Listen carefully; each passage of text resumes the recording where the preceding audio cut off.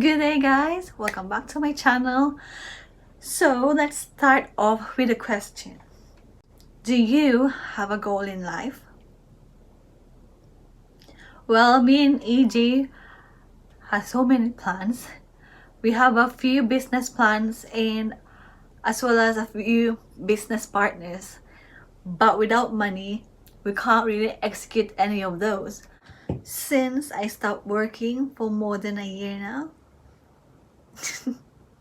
I'm still waiting for my visa to be able to live and work here in Japan. Right now, I've got nothing to do at home.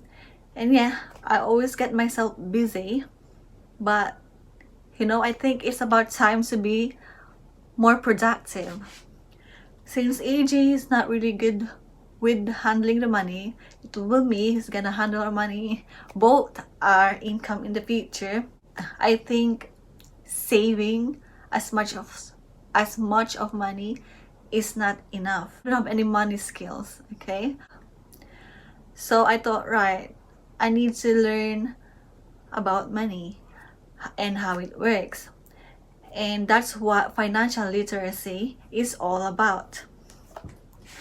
So I read this book called Rich Dad, Poor Dad by Robert Kiyosaki. The book is all about a starting point for anyone looking to gain control of their financial future. So that's me. I jot down my thoughts after reading the book. I haven't finished it. Now I'm gonna read what I wrote down for the introduction.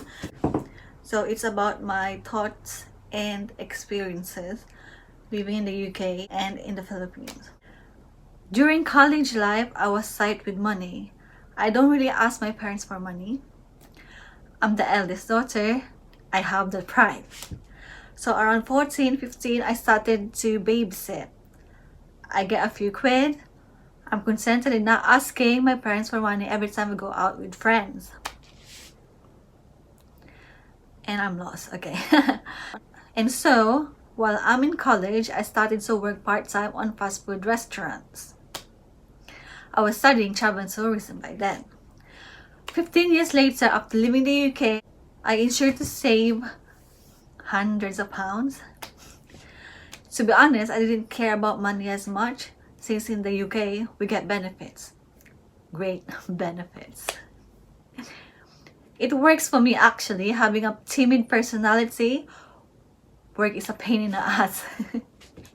I don't normally talk, and the sector I'm in was travel and tourism that led to hospitality management.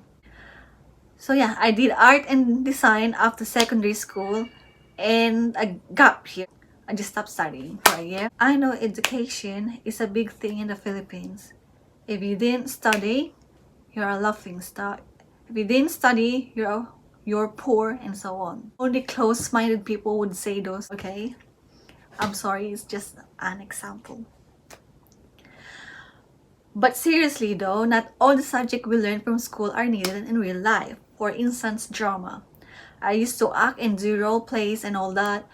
Music and art and so on are so irrelevant in the real world. Not unless you want to become an artist. Yeah, go for it. I even studied French and Spanish that I don't use after school. I wish I learned Japanese though. In the UK, however, it's different.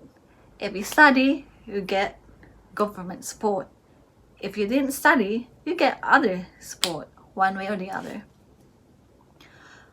We used to get child benefits, for instance.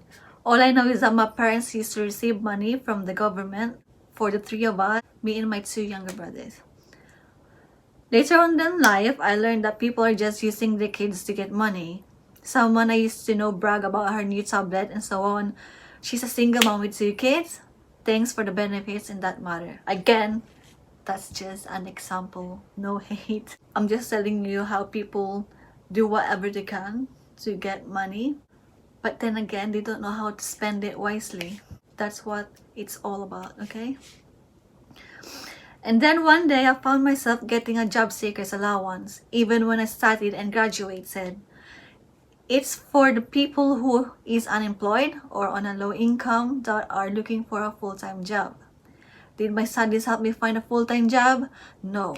I'm not saying that you shouldn't go to university since you'll end up like me who didn't find a full-time job straight away. Strategy, knowledge, and your personality comes a big part when it comes to finding a job, which I was lacking really. Setting that aside, why did I choose to study and gain a foundation degree? To put it simply, I had nothing to do in life. Money was not a problem by then. I know how to save money. I know what to buy and not to buy. That wasn't enough. Just like what I said earlier. Right now, I know that getting a good education and graduating from university is not the only key to success. Money is not taught in school. The school focuses on learning new things and of course skills, professional skills, but not on money skills. I wished schools taught us how to save money first before spending. For instance, how do I handle money? What can I do to make money? For instance, how can I invest money? How can money work for me instead of me working for money?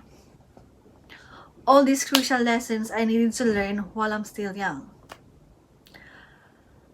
All the huge amount of money I earned after working like a slave in America during my university placement are all wasted. By the age of 20, I was able to travel and pay my own 1-month holiday in the Philippines. Although I also helped some of my close relatives on the way, other than that, most of my hard-earned money was wasted. If I can turn back time, I should have invested the money I had. If there was an option, I would go for a course in money, which by the way we need for our entire lives. You see, money is not taught in school. This explains how smart accountants, for instance, who earn excellent grades in university may struggle financially. We go to school to learn about becoming an employee, not an employer.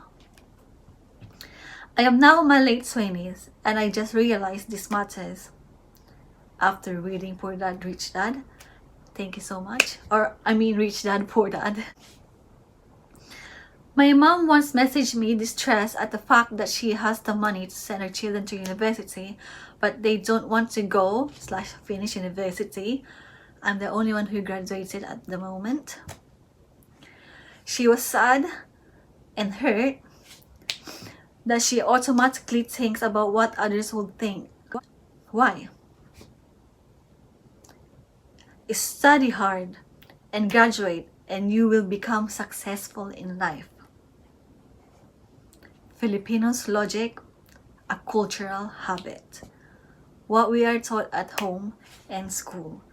So study hard, get good grades, find a high-paying job, will solve your problems, but no, that's not the case. Without knowledge about how money works, how can you face the world like me, whether I graduated or not, head on? You have to get rid of the poor person's financial programming on just working hard to spend later and not saving. Work now, spend later, repeat. You have to get rid of the poor person's mindset. I know maybe to you, you're not understanding the bits that I'm saying, but we'll talk about this in the future videos. You have to study how money works for you and not how you work for money. And that's it. So that's all my thoughts after reading Rich Dad, Poor Dad. And now, before we end the video, I want you to think about this. These are my favorite quotes from Kiyosaki. The poor and the middle class work for money. The rich have money work for them. The main cause of poverty or financial struggle is fear and ignorance, not the economy, or the government, or the rich. It's self-inflicted fear and ignorance that keeps people trapped, the fear of not having money. Schools focus only on teaching people to work for money, not how to harness money's power. A job is only a short-term solution to a long-term problem. I love that one. In an educated society, with a well-run government, prices should actually come down. Of course, that is often only true in theory. Prices go up because of greed and fear caused by ignorance. If schools taught people about money, there will be more money and lower prices. But schools focus only on teaching people to work for money, not how to harness money's power. Rich people acquire assets. The poor and middle class acquire liabilities that they think are assets. More money seldom solves someone's money problems. Intelligence solves problems. There is a saying a friend of mine says over and over to people in debt. If you find you have dug yourself into a hole, stop digging. That's everything. It's only an introduction. For more information, check out the description below, and we're gonna talk about all that in the future. Like for example, what's the difference between liabilities and assets, how to save more money. I want you to think about what I just said, and I hope to see you guys every Fridays if you want to learn more about financial literacy. Thanks for watching.